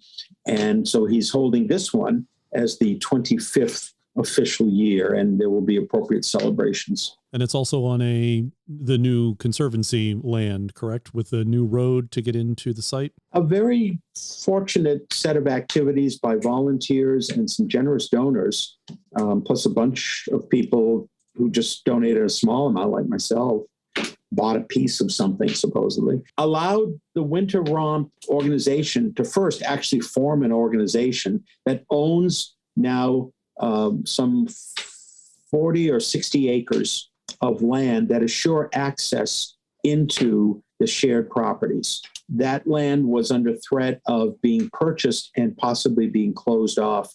So while there would be open trails in the middle, you wouldn't be able to get to them. This assures that you can get to it. So it was a big step forward, and a significant individual donor made that happen in terms of a significant lead gift. So very fortunate, and it's being run as a nonprofit strictly to make sure that there's access to land for off-roading. Is this what's referred to as the Millennium Green? Yes. And you would have to have Bruce Fowler as a guest to explain how the name came about, because I have no idea. I've tried to understand exactly what it is, but it is rooted in Bruce's own interests. I have a vague recollection that a lot of the little roads and stuff off of Millennium Green are Star Wars, named after Star Wars references. Or Doctor Who. That's true, yes. I believe Doctor Who is it. I'm just not enough of an anorak about Doctor Who to know this. However, that being said, it's there's signage now. The Habitat for Humanity in the Waterville, Maine area, once again, is going to run a sort of warming hut and concession stand in the middle. So it's possible to grab food and so on and support Habitat for Humanity. Signage on the trails means we'll have less opportunities for some of the more florid moments of Winter Romp, such as exiting the entire area at 3 a.m. in the morning because we all got lost. Just as a reference, Millennium Green is a term out of the UK. Oh, good. In the run-up to Y2K, they created several hundred of these across the UK. They're green space for local communities and so on. And Bruce thought the idea was excellent and such. So it was the Millennium Green, and Sebasticook is the river that runs alongside it. Very good. Thank you for the explanation. That's much less obscure than I would have thought. Very good. Disappointingly obscure, non-obscure. On the other hand, there's a whole generation we would have to explain Y2K to. Yeah, let's not. I was there. Thankfully, it was a non-event. Yeah, it was an underwhelming thing, but it didn't stop me from making a ton of money preparing everybody's office computers. Well, it was a non-event precisely for good planning. Right. So, Jeff, what's coming up this 2022 that you're interested in or looking forward to returning or maybe haven't been to? Well, there are a number of events that at least are in the official planning and execution stage. All, of course, I'm sure dependent on safety. But that being said, the well-known and well-loved South Central area Rover Rally, the SCA rally of the Texas Rovers Club, is back at the end of March this year. It's up a little earlier than before. They are once again planning a number of activities that they've done in the past. They're looking forward to a good turnout this year, reflective of their own safety precautions. That is also very much an outdoor event, outdoor camping, so inherently a little safer. But that is the end of March. And it's in Gilmer, Texas, about 2 hours east of Dallas, Texas. That's the Barneswell Mountain area. Yes, Barnwell Mountain is a huge 10,000-acre off-road park that they're able to secure just for the club for that week. One of the fun things that will happen at that event is the Barbara Toy Run. Series 1's enthusiasts and Land Rover history enthusiasts will remember the name of Barbara Toy at a time when women simply exploring on their own anywhere in the world was somewhat unusual, particularly in the Middle East and in North Africa. Barbara Toy took her Series 1 on 5 different expeditions that went, in some cases, around the world. And the Barbara Toy Run became a celebratory run for women only at the SCAR event. And it's going to be back again this year. Very interestingly, enthusiast Bill Cooper in northern New Jersey has a Series 1 that he is outfitting, and he plans on recreating Barbara Toy's journey across the United States in the 1950s and planning to stop at SCAR so that he can join that run and continuing to the West Coast. Dixon, I believe you said to us, that Dixon Kenner, that you had spoken to Bill recently, and that is still on. I saw him in October and talked with him about it. Is that the case, Dixon? It is still the case. Largest aspect that's being worked out right now is getting the Series 1s, the 80 inches, out to San Francisco, where it starts. Then it goes from there south across the southern United States before going up to New York. There's several Series 1s that are planning on going at this point in time. And at this point, it's on. One should just get a hold of Bill Cooper for further information. And he's not hard to find on Facebook or actually Instagram. And he has quite the collection himself. Yeah, he does. Oh my gosh, he was featured in Rover's magazine. He's got some 20 unique Land Rovers to the American scene. Yeah. So the Barbara Toy Run is going to happen. Are they stopping at other events on the way? Do we know? I don't know, because I don't know the timetable for Bill's planned travel. I know that he's trying to hook it so that he can be at SCAR, but this will all be dependent, just as the Oxford Across America saw, dependent on the Series 1 and yes. Oxford moves on Oxford's schedule, and yeah. Yes, I do know that Bill will be more meticulous on refurbishing the one that he brought to Mar, for example, for us to see, than perhaps the Oxford group in England was to get it ready for its transcontinental trip here. In the end, it all worked out beautifully, and I'm sure this will as well. The other events to just keep in mind is the Sand Rover Rally in northern Florida. So that's Santa Rosa Beach, Florida, in the Panhandle area, is now being publicized. Again, it was halted because of COVID. It is a great fun event in a place an awful lot warmer than Maine in April. So it gets quite a turnout from the Gulf Coast Land Rover Club, support from there, from Floridians, Florida enthusiasts, and it's great fun. Some wonderful Rovers are there. And Mike Ragsdale, the organizer of the 30A Sand Rover Rally, has announced it and is eagerly awaiting people to show up. That'll be a lot. And when in April? Gosh, you're gonna have to go to the website, 30A website, to see it. But if you just Google Sand Rover Rally, 30A Sand Rover, get the dates. I believe it is later in April, the 20th. I was going to say, if it was early April, one could go to the SCAR and then work their way back through the Sand Rover Rally on their way home. If one has the series Rover, it doesn't matter when in April it is. That's true. That's true. You might have enough time. The longer, the better. Yeah, especially a Series 1. That event is great fun, and it's very enthusiastically supported. And it's wonderful to meet enthusiasts who, frankly, don't have a lot of off-roading opportunity. That you actually, as you go from Alabama to Florida, you pass a sign right near the northern part of Florida that announces it's the highest point in the state. It's 400 feet. Yeah. Not much to brag about. No. The off-roading they have is different than the rest of what most North Americans get, which is kind of sand.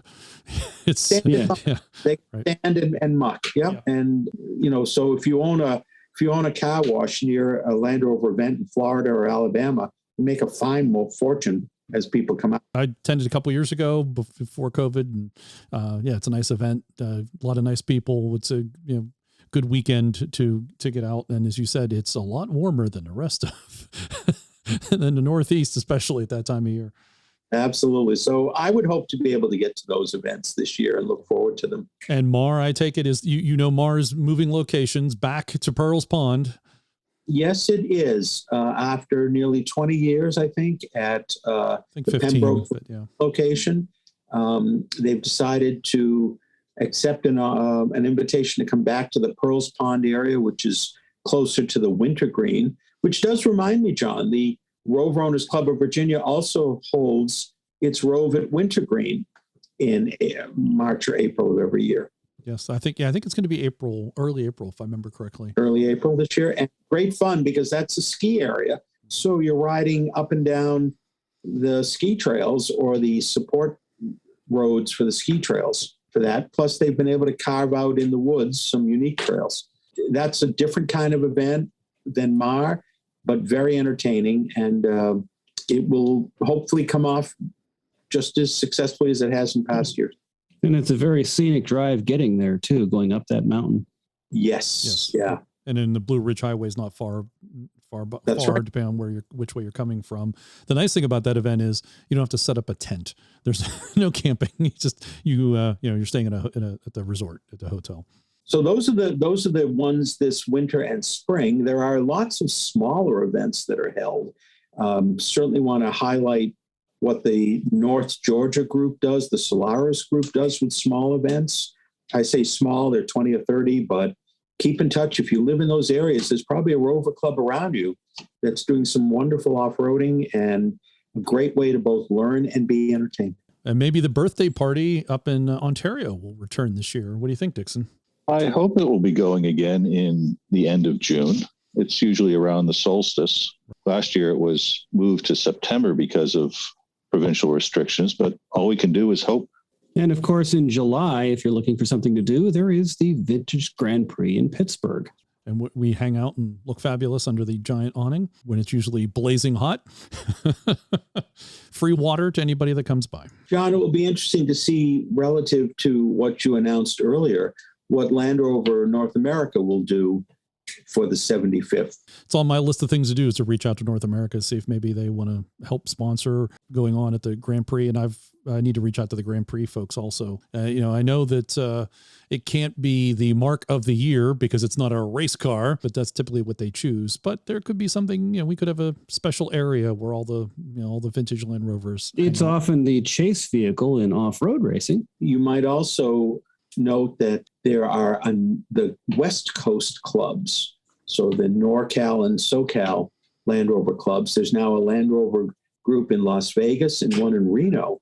that are all doing smaller but significantly challenging off-road events for Western enthusiasts. Yep. The Arizona group will have its Great American Rover Rally again this year in the spring, and then the National Rally should occur this summer, run by the Solar Hull Society. Do we know where that's located this year? I do not know which part of Colorado or Utah they're going to do it in. No, I haven't heard yet. And Moab has become challenging to have any events going on there, it seems, over the last number of years, just from all the tourism that's going on. Yes, it is harder. And the NorCal Club has a couple of interesting activities too. Rovacon. Yeah, the Rovacon, that's a great event, and they also do some mountain stuff in the winter up in the Sierras. It's pretty cool. So on the corporate side, Jeff, what do you anticipate or looking forward to in Land Rover land? Or is it simply just to hope that they get a supply of chips to make as many cars as people will buy? Because that seems to be the biggest problem right now. Well, they face the same issues that every manufacturer does. Land Rover, blissfully, is in a position where whatever vehicles they can get are being sold. And that is very beneficial because the company itself is really working remotely. While there have been a couple of short periods when they have reopened the corporate headquarters, every time I've seen Land Rover people or talked to them, Land Rover corporate, they are working remotely. And I have to say, it's one thing to say, well, I do the magazine remotely, but it's a small operation compared to moving from a building that, 4 years ago now, we did a feature on as they moved into that new building. Yep, in New Jersey, yeah. Only 1 year of regular operation before the pandemic hit. And you are now carrying that building, even going to pick the vehicle up. There really was nobody there except the person designated to hand me the keys to the Defender 90 and a couple of security people. We did a fist bump instead of a hand. Yeah, it's certainly been challenging. In addition to their big reintroduction of the big model into the U.S. in the middle of COVID, it's a testament to the model and their skills at marketing that it's selling so well in the middle of that. You imagine what things would be like if there wasn't COVID, didn't strike, and things were kind of going on normally. I mean, I think they'd be awash in money, couldn't sell those vehicles fast enough. And at the moment, they really can't sell them fast enough. The lucky break for Land Rover was that 4x5 festival out in the West Coast that put some 9,000 people behind the wheel of a Defender for a demo drive happened before COVID restrictions hit hard. And that introduced the model just at the right time. The whole LA Auto Show could still go on.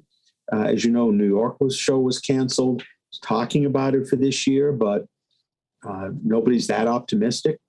Los Angeles Auto Show did take place, but there were significant restrictions on how you entered. I do hear that the Washington, D.C. Auto Show, which I believe is in January, is on for this year. I saw that promotion from there. And Land Rover had a nice presence there a couple of years ago, both Jaguar and Land Rover, with test courses inside the convention center. Pretty neat. Cool. Yes, they did the outdoor ones in New York a couple of years ago that you yes, they do. Attend to. Yeah, the one in New York several years back. Yeah. Is there anything non-Defender related that you're looking forward to or interested in? I'm interested in seeing how the Defender success will or will not affect other models.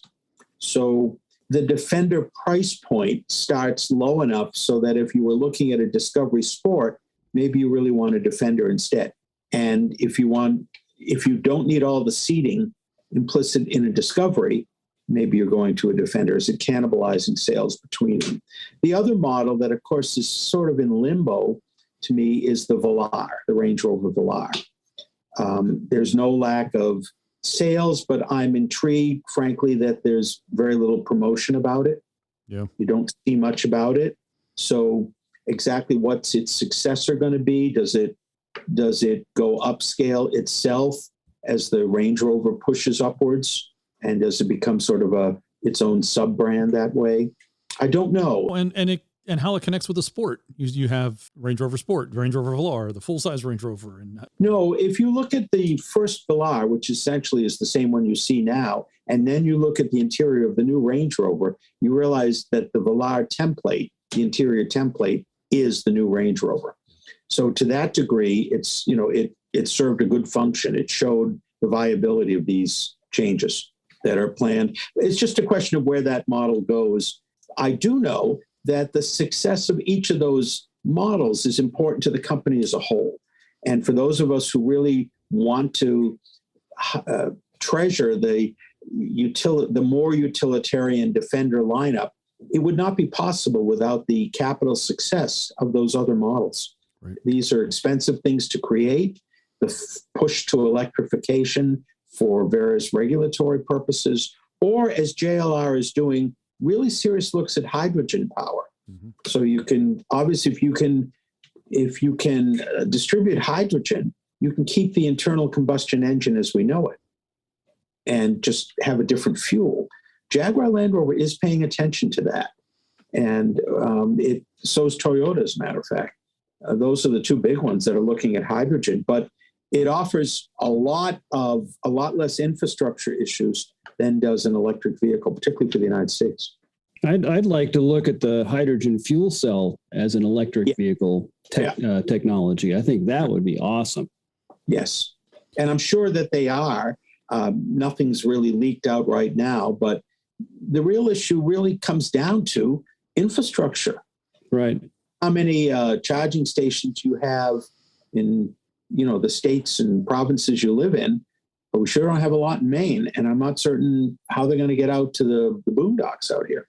That's part of the challenging aspect of that. But yeah, I've actually won 2 miles from my house. But you're in Pittsburgh, right? Yeah, east of Pittsburgh, yeah, right off the Pennsylvania Turnpike. And it wouldn't be hard to set up and sell home charging stations either, but that, that's at least so you can charge while you're at home. Is just how you get back home again if you drive too far. Yeah, it's the long distance travel is really the problem.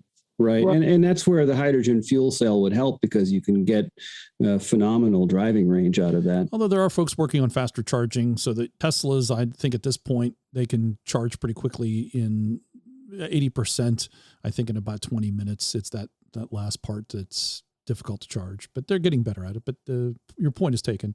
That's a challenging issue that needs to be overcome. My big question to you, Jeff, is what do you think about the Discovery and its future?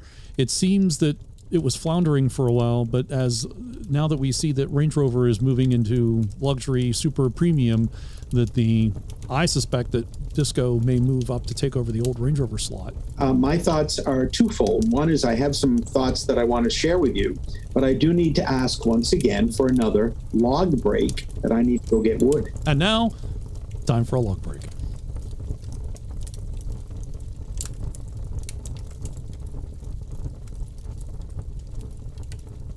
Welcome back, Jeff. I thank you for letting me warm the house. So thank you very much. No worries. So we were talking about the Disco and the future of the Discovery.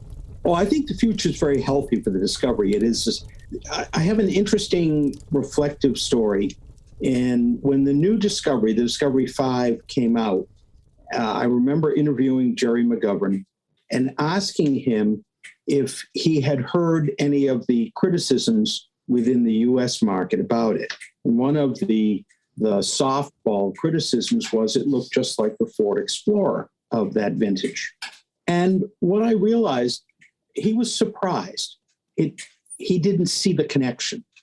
And one of the reasons, of course, is because the Ford Explorer isn't sold in Europe. You don't see them. Yeah. So it's irrelevant to the world's success. The Disco 5 has been very successful worldwide. It's the U.S. market where it hasn't fared as well because, frankly, it did, particularly from the rear. Now, there was a refresh. I have driven a so-called, quote, refreshed Discovery. So this would have been a year ago now. Would that be a Discovery 5A? I even have some photos of my Discovery 1 parked beside it. I don't think anybody at Land Rover really looked that happy that I was doing that. But that being said, it's a terrific vehicle. And it did try and bring up some of the styling cues that had been softened. You even have a slight step to the roofline that you hadn't that had been lost before. But the real issue for the Discovery remains that the Range Rover moves upward. The Discovery can and already has had some special editions that put the interior fitments at a higher level, although I think they're quite fine in any base Discovery, any standard Discovery. Its 7-seat capacity is a big one for the US market. I think it will do fine and will do better simply as it becomes a more visible alternative within the Land Rover lineup. So obviously the Discovery 2, LR3, LR4 folks were disappointed and clung to their LR4s as long as they could. But the Discovery 5 is really a fine vehicle once you're inside. It's when you look at the outside that it just didn't quite click for me. Mm-hmm. To Jerry Govern, it's a perfect example of how every line has an aerodynamic function, even if you don't like the line.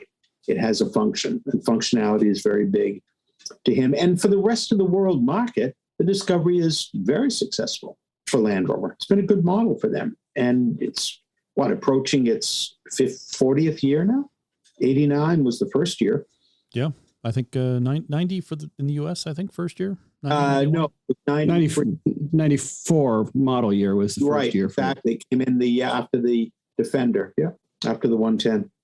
So what's your overall view of the future of Land Rover? I think it seems to be bright considering all the problems that they've had over the past year or two. They're still going. And I think that's a good thing. There's a lot of interest in the models.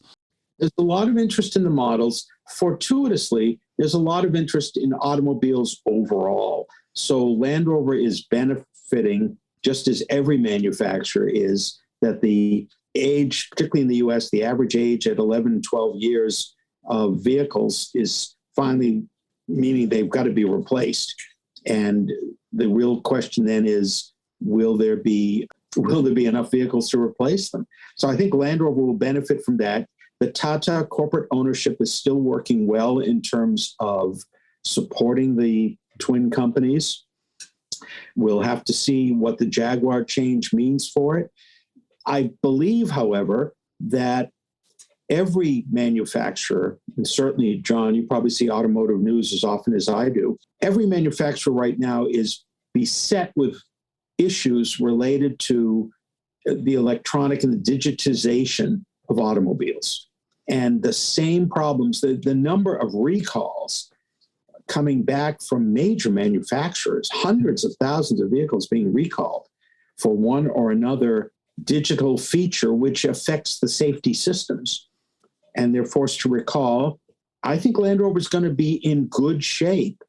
The vehicles are desirable. The vehicle options are in front of you. The large question for all of us that are enthusiasts is when the vehicles come to a price point that we would consider affordable, if we can't afford a new one, right, will they operate as well, and can they be repaired as effectively as our older Discoveries, Heritage, Defenders, series vehicles, et cetera? That will be our big question. Along those lines, it's interesting to see at the events that I was able to go to in the past year, especially MAR, new people that have come out because of the Defender. And I think Defender has brought a lot of new owners that we didn't see before, which is achieving their marketing of getting new people into the brand that aren't familiar with it. And I think that's also bodes well for the future, I think, of the brand. I agree fully. Both counts. From the Land Rover Trophy event, most of the folks who were at our group were new to Land Rover. They might have had a Range Rover under a lease arrangement prior, but they went and they've stayed with the brand. The Defender gave them something fun to stay with, and they like it. And then a whole bunch of new owners, new to the brand because of the Defender. That's been a big success for the company. Well, Jeff, thanks very much for your annual visit. I hope we can continue this tradition of you coming at the end of the year. And I guess it's some sort of year in review, year look ahead. I hope so too, John. I really appreciate the opportunity to converse with you and Morgan and Harold and Dixon. And at the same time, I promise that next year I will bring only hardwood into the house. so we will not have to have spruce interruptions in the future. So a year from now, your wood will still be hard? Yeah. Yes. You and Austin Powers both, right? Okay. Just checking. So if you are not already a subscriber to Rovers Magazine, go out to roversmagazine.com anywhere on the planet or even off the planet. If you can get access to the internet, you can subscribe and see the electronic copy. If you're in North America, they will send one to your mailbox for free, thanks to Rovers North. Then you can let them pile up on your coffee table until someone else gets angry because of all the magazines. But you can keep them and enjoy them all you want because the stories are timeless. Only the prices in the back change. And Merry Christmas and Happy New Year to whoever you listener. And Merry Christmas and Happy New Year's to you. And thanks very much for coming on, Jeff. You're welcome. Thank you very much, guys. We hope you enjoy show number 105 for December 2021. Thanks to Dixon, Harold, Morgan for coming on the show. Gentlemen, thanks as always.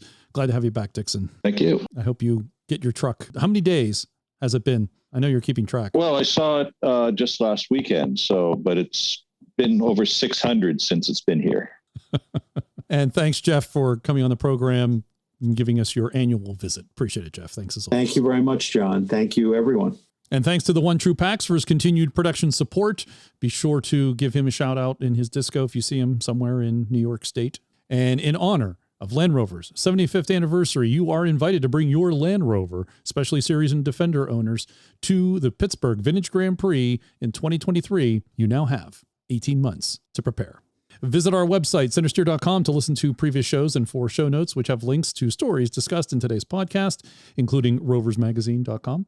If you're listening to the podcast on our website, I suggest you download a podcast app. You can subscribe and have the show automatically downloaded when one is available.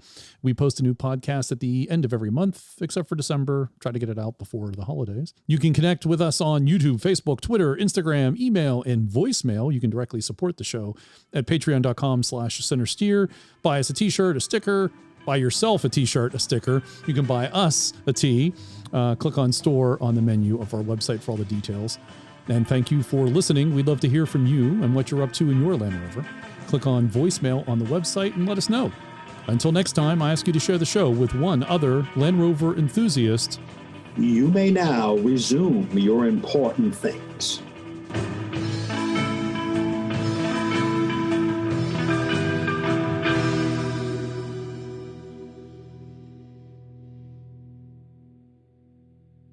More chips, more chips, more chips, but no salsa.